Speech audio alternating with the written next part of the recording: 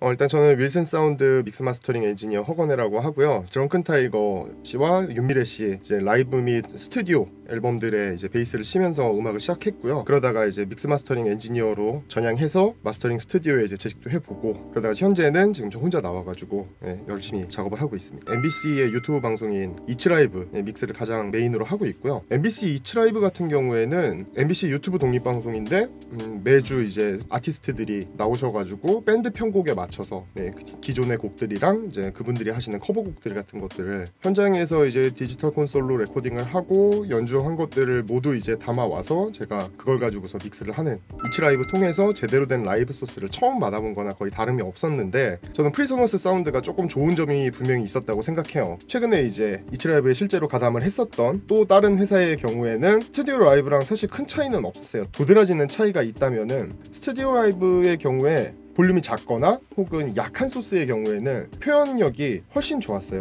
이 킥베이스 같이 펀칭감 있는 사운드에서는 펀칭감을 좀 표현해주고 공간을 좀 채워주고, 스튜디오 라이브로 받았을 때 소스들은 모두 깨끗하고 모두 프로세서에서 좀 잘 반응하는 그런 소스들이었어요.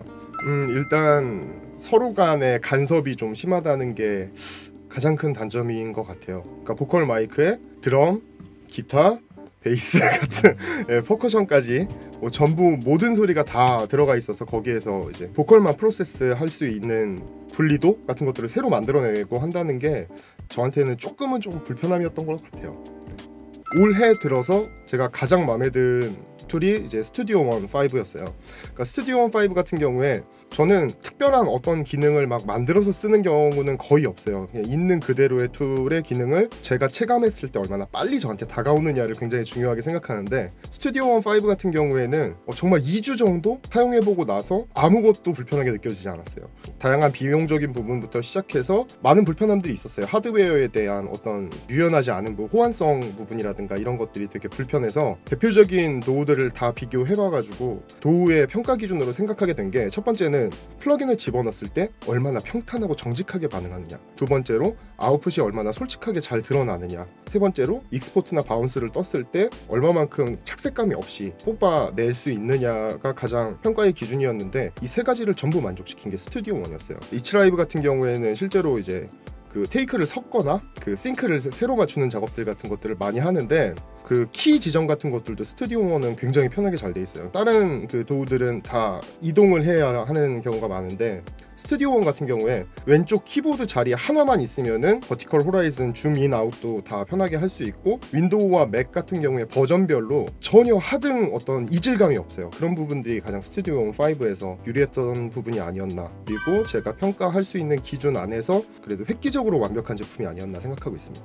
이츠라이브를 예를 들어서 생각해보면은 프로제에서 제가 굉장히 좋아했던 게 오토메이션 기능이었어요. 그러니까 두 군데에 점을 찍어 마커를 찍어 놓고 들어 올리면 제가 마킹한 구간만 싹 들어 올라오는 이런 기능들 굉장히 좋아했었는데, 스튜디오 원 5에서는 일자뿐만 아니라 대각선에서도 됩니다. 그러니까 밴드마커 기능 같은 경우에도 타 DAW보다 스튜디오 원이 조금 더 오디오 손실이 덜한 것 같아요. 확실히 이전 스튜디오 원 사용자분들께서 4보다 5 때 오디오 엔진이 강화된 것 같다라는 체감을 많이 말씀해 주셨는데, 그리고 스튜디오 원 5에서 가장 혁신적이라고 생각했던 기능 중에 하나가 프리셋들 만들었을 때 드래그 앤 드랍으로 바로 빼서 쓸 수도 있고 바로 가져와서 쓸 수도 있다는 점이었어요. 스튜디오 원 5 같은 경우에 드래그해서 바로 놓는 순간 레이턴시도 전혀 없이 바로바로 열려서 그 사운드를 그대로 적용시킬 수 있다는 것도 굉장히 큰 장점이었다고 생각하고 있습니다.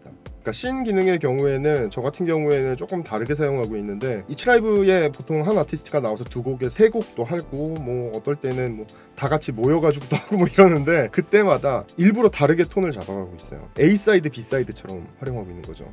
A에는 약간 탄탄하고 트랜지언트가 잘 드러나는 톤으로 한번 만들어보고, B 사이드에는 다소 보들보들한 사운드로 맞춰놓고 이렇게 A, B를 그때그때 모티브에 맞춰서 이제 만들어낼 수 있는 기능으로 활용하고 있는데, 이런 기능을 가진 도구가 제가 알기로는 없어요. 이게 아무래도 테이크랑 리허설부터 막 되게 많은 테이크가 나누어져 있어요, 저희 프로젝트 같은 경우에. 근데 어레인지 트랙을 하나 만듦으로 인해서 여러 가지 파일을 전체 드래그를 해서 옮겨야 되거나 아니면 그룹을 막 어렵게 지정해야 되거나 할 필요가 전혀 없어요. 어레인지 트랙을 드래그하면 됩니다. 이런 부분들도 현장에서 바로바로 캡처할 때, 그리고 테이크를 뭐 중간중간에 섞어야 될 때 이제 제가 원하는 대로 편집이 된다는 것도 굉장히 큰 장점이라고 볼 수 있겠죠. 좀 아쉬운 부분이 있다면은 비디오 트랙이 따로 없다는 거예요. 그러니까 영상을 임포트 한 다음에 제가 만들어 놓은 오디오 소스랑 합쳐서 렌더하는 거 정도는 가능한데, 이거 일구간을 잘라가지고 재편집을 한다든가 다음번에 업데이트를 해주시거나 스튜디오 원 6가 나왔을 때는 비디오 트랙 기능을 조금만 넣어주셨으면 좋겠다는 점이 있고, 그리고 마스터링을 체인 구성을 조금만 더 다양하게 할 수 있는 기능들을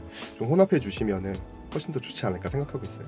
DAW 지금 사용하고 계시는 분들이 용도마다 굉장히 다르실 거라고 생각을 해요. 음악 제작자든 혹은 음향을 하고 계시는 분들이든 저는 꼭 이 부분을 조언하고 싶은 게, 본인의 손에 잘 맞는 DAW를 잘 찾는 게 매우 중요하다고 생각을 해요. 여러분들 손에는 어떨지 모르겠어요. 근데 스튜디오 5를 개인적으로는 좀 추천하고 싶은 이유는 너무 편리하다는 것. 어느 그 DAW를 썼을 때보다 이질감이 가장 적었다는 점. 현재 제가 하고 있는 MBC 엠드로메다의 이츠라이브 방송, 여러분들 많이 좀 시청해 주시고 이 시기에 더더욱이 재능이 있으신 분들, 창의적인 크리에이터 분들의 열렬한 활동을 응원하고 있겠습니다. 감사합니다.